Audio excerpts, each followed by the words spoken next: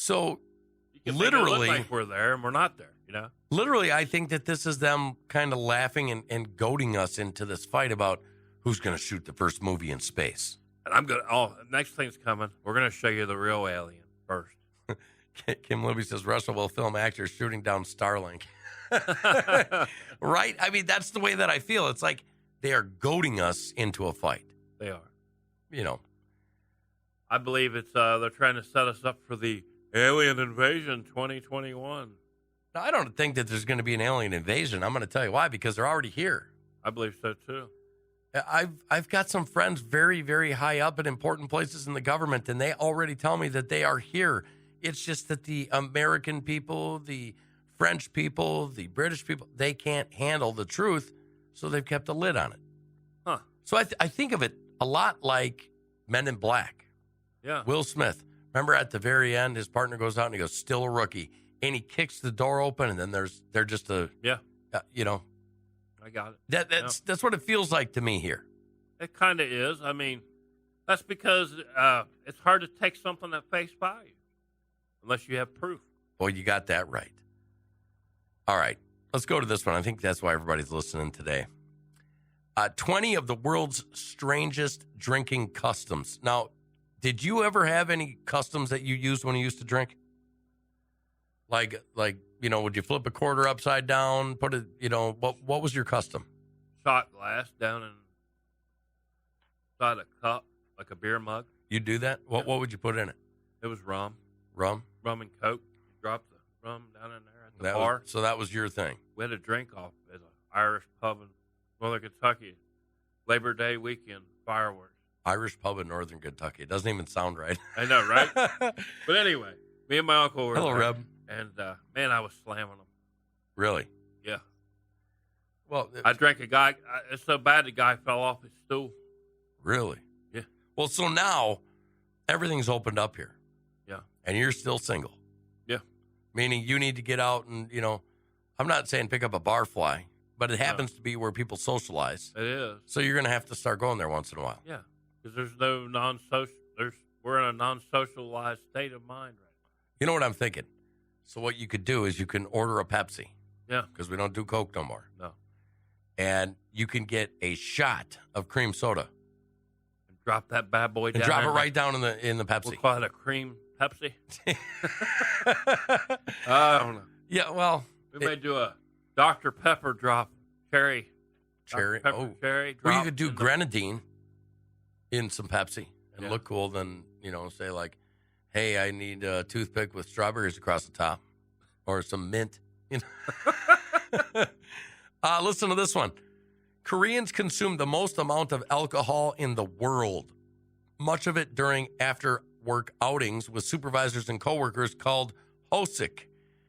It should not be a surprise that they have very strict drinking rules to respect during these times. For example, it is considered extremely rude to refuse a drink from your boss. Also, the youngest in the group, whether by age rank, pours the drink for their boss or elders. What do you think of that? Wow. It's tradition. I mean, it is tradition. It's kind of like tradition, Well, it's kind of like we have tradition. Yeah, we do. You sit down at the table. Yeah, with the family. Yeah. And you wait until, you say a Let prayer. your youngins eat first. Right. Well, you dish them up. I mean, that's the way you do things. That's how my grandparents used to say, let the youngins eat first. Well, I mean, I thought that one was kind of weird. Don't tell me it's one of these. It didn't pull up this way earlier. Boy, I feel like you. In some countries, shoes aren't just for walking. Have you imagined drinking out of a shoe? Gross. Well, in Ukraine, they don't just imagine it, they literally do it. It is a drinking custom at weddings. If a guest can steal one of the bride's shoes, they can demand that the other guest drink from it. Australians also have a custom of drinking from shoes. It is called a shoey. Usually an entire can of beer is poured into the shoe and then someone chugs it all. No shoey gooey for me. No, thank you. I'm not drinking out of anybody's shoe, including my own. Ugh. You know what I mean? Yeah, I mean, you could have flavored. You're not doing that? Don't toast beer in Hungary. Clinking beer glasses is a big no-no in Hungary. Why? Well, legend has it that this non-tradition began when Hungary lost the revolution to Austria in 1848. The Austrians celebrated in Vienna by toasting each other with glasses of beer. From then on, the people of Hungary vowed to never clink their glasses of beer again. Kind of weird, but I don't think that was going to hurt someone from drinking. Well, I'm a toaster. Right. And if you notice those mugs that they got, do you remember those? They had the little shorter, fatter ones here. Yep. Back in the 70s. I kind of miss them. I do too. Like when I would drink that, I love those. Right. Yeah, you can't find them anymore, though. Those were the ones like I was talking about where they dropped the little shot glass down there. In Italy, you only have two options for your beverage. In most homes and decent restaurants in Italy, you only have two options to drink at lunch or dinner, wine or water. Your choices of wine are red, white, rose, or Prosecco. For water, you get the choices of fizzy or natural. That's it. Italians believe that any other drinks interfere with the taste of the food that you are trying to enjoy. Yeah, that's another country tradition. Yeah, I mean, Italy's known for that. You know. Well, I drink wine. Well, I have drank wine for lunch. Yeah. You know, there's a reason that the French drink a lot of wine, and they have a lot less disease. True, and wine does prevent a lot of it. It's good to prevent, good preventable of cancer too. I heard. It very well could be. Would you like a toe with your drink? In Dawson City, Canada, you can get any alcoholic cocktail with a mummified human toe floating in it. This bizarre tradition was the invention of Captain Dick Stevenson. Stevenson was the captain of a Yukon riverboat when in 1973 he and some friends discovered a preserved toe in an abandoned cabin. To satisfy the challenge of the sour toe cocktail and become a member of the elite club of people who have, you have to satisfy one rule. Drink it fast, drink it slow, but your lips have to touch the toe. Where are you going with that? I'd rather drink what's at the bottom of tequila, a worm. Yeah, a rotten toe. Well, I mean, it's preserved, so it's not rotten. But yeah, I'm not doing the toe thing. That's just so, what do you want to call it? Morbid? Yeah, it is. It is. You know, we could go to Ukraine and put a toe in the shoe and drink a show. You know what I'm talking about? Yeah. I mean, we come up with something. In France, pouring is for men. Now, we could take this show. We could take this story. Yeah. But we're not going to. That's right. In France, it is considered extremely rude to allow a woman to pour her own wine. The proper etiquette is always for a man to pour a drink for a woman who has an empty glass. I used to do that. Yeah, well, I mean, that's just proper. Yeah. However, we just gave the feminazis something to go rail on. There's going to be cars burning in France now because men are supposed to pour the drinks. France, lock up your cars, lock up your ladies. It says, of course, if a woman is with another woman, they can pour their own wine. It is not forbidden. But if a man is present, it is up to him to ensure that the glasses of the women are filled, lest he be considered ungentlemanly. Yeah. So if he doesn't do it, he's in trouble. Right? Right. Yeah. Oh, I can't believe Sean Bode. Yeah, I know. He just said only if I can eat the toe. No cannibalism for me. No, I'm good with that. Go with that. Don't toast with non-alcoholic drinks. Always remember this while traveling in Spain. You should never, ever toast with a non-alcoholic drink. It is said that doing so will give you misfortune for 7 years. More specifically, you will have 7 years bad luck with sex. That's in Spain. Did you do that here? Did you take a trip to Spain? That's what makes me wonder sometimes. Yeah, well, I'm wondering. After I'm reading this. Yeah, I mean, some of these are weird. They are. Give that kidnapper a drink on me. In Germany, it is tradition for friends to kidnap a bride before the wedding. The kidnappers take the bride to a bar for the afternoon, and the groom has to pay ransom to get her back. The ransom, buying drinks for all the kidnappers. That's kind of cool. I think, Right. I kind of like that. Hello, Gilbert. Hello, Mark. I don't know. That one could be fun. I think so far the worst one is the toe one. The toe and the shoe. And the shoe. The shoe is... fungus foot.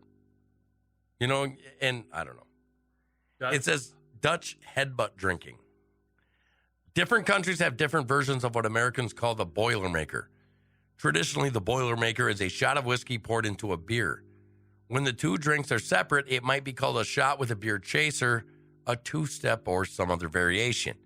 In the Netherlands, there is a local variation of this type of drink called the Kapastucci, or Little Headbutt. The custom involves a tulip glass with a shot of Genevier, a Dutch gin, and a beer. The traditional way to drink this is to first complete the headbutt by placing your mouth on the tulip glass and drinking some of it hands-free.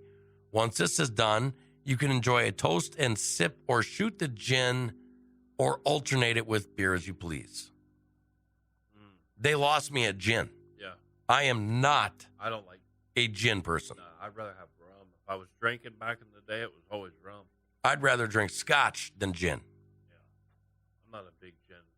Well, gin's like turpentine, super dry, right? Yeah, I remember. Many rules of a Czech toast. Making a toast in the Czech Republic might be the most exhausting one you will ever experience. You must make sure you do it the right way, or you and your friends will face 7 years of bad luck and, again, bad sex. You should always toast to the health of whomever you're drinking with. You must make eye contact with the person with whom you are toasting, even if there are several people at your table. You must look at each person directly in the eye while clinking glasses, and you must be sure not to spill a single drop of beer from your glass and that no one crosses arms with anyone else. When arms cross, those people will have bad luck in the bedroom also. The person who makes a toast must wait until for everyone else to finish their drink before drinking theirs. Luckily, this is the only for the first drink of the night. Wow. I'm telling you, there's some really weird people over there. A lot of people are having bad bedroom luck. But if you don't follow the rules, then it's not a checkmate. True. Well, I'm looking at you, and I'm thinking that you somehow, maybe in a dream, you did something wrong. You toasted somebody the wrong way. Maybe wrong. Spain, maybe in Czechoslovakia. Maybe that bling bling thing and the arm thing. Well, yeah, that could be. Iceland holiday drinking. Iceland has a long storied history with alcohol.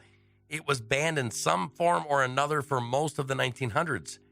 Beer did not become legal in Iceland until March 1989, which is now the day Icelandic people celebrate Beer Day. It is now Iceland's most popular alcoholic drink. I'm down for a good beer.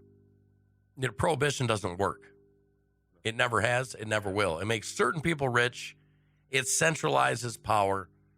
But, you know, there's reasons that we had speakeasies. Yeah. I knew of one, or actually a couple. One more, and then we got to get out of here. Yeah. No empty bottles on the table. The Russian custom started when the people were persecuted for drinking vodka after the Battle of Paris. The Russian Cossacks observed the severity of the punishment was often based on how many bottles were on the drinkers' tables. The Cossacks took to removing some of the bottles to avoid the worst punishments. Like, you drank all that, you're going to be in bigger trouble. You know what I'm saying? Yep. We got people that do that here. Yeah. And to this day, Russians don't like bottles on the tables. Yeah. So, you know what? It is what it is. Thank you, guys. Yep. We love you. Love you. Get over to Spreely.video. If you want, go check out Frank's speech. And after you're done with Frank's speech, go over to My Pillow. Yeah. Use promo code Crankers. Crankers! Yeah. Yeah. But I would also go over to thecostclub.com. Yeah. That's where you got that shirt. Costclub.com. Yep. Right here. There you go. You can grab one there. Swag, man. Get your morning Crankers. Swag. Yeah. Is swag is SW or is it SCHW? In our case, it's SCHW. Well, in my case, I'm saying I'm doing it myself. SHXWAG. Swag. You know, that's what I'm going for. We're making our own around here. And damn right. We love you guys. Bye-bye. All right. Love you guys.